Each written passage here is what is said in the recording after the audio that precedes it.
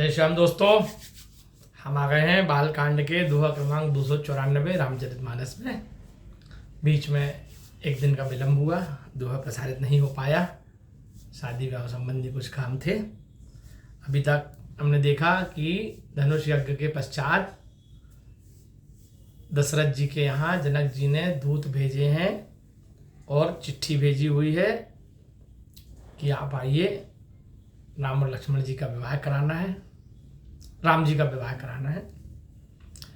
चिट्ठी गुरु वशिष्ठ जी को दिखाई गई तो उन्होंने बताया कि हे दशरथ, जाओ जाकर डंका बजाकर बारात सजाओ। ये तुम्हारे और आपकी धर्मपत्नी के कौशल्या जी के पुण्य हैं जो इतने गुणी बालक आपके यहाँ जन्मे हैं।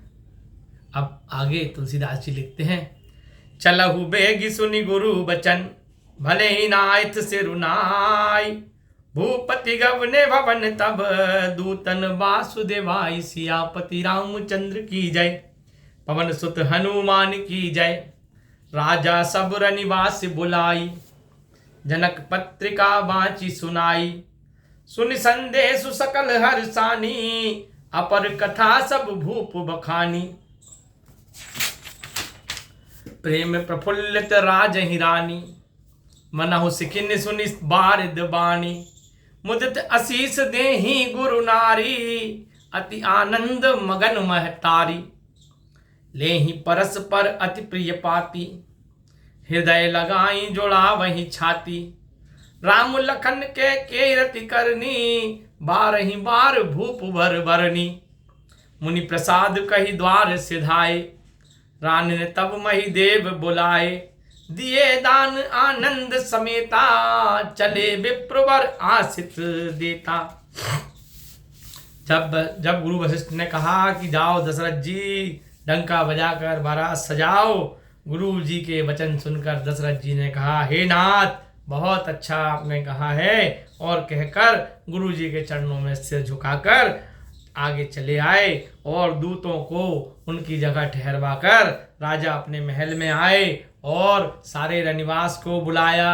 सबको राजा जनक के द्वारा भेजी हुई चिट्ठी पढ़कर सुना दी। बस राजा जनक जी का संदेश पाकर सारी रानियां बड़ी प्रसन्न हुई। उसके बाद दूतों ने जैसा जैसा बताया था, राजा जी ने वैसा ही सब कुछ अपनी रानियों को सिलसिलेवार तरीके से जमा कर बता दिया। और तीनों रानियां ऐसी प्रफुल्लित हो गईं, ऐसे खुश हो गईं, जैसे बादलों की आवाज़ सुनकर, बादलों की गर्जना सुनकर मोरनी मगन हो जाती है। और सारी स्त्रियां प्रसन्न होने गईं, आशीर्वाद देने लगीं, माताएं आनंद में मगन हो गईं और उस बहुत प्रिय चिट्ठी को बार बार अपने हृदय से लगाने लगीं।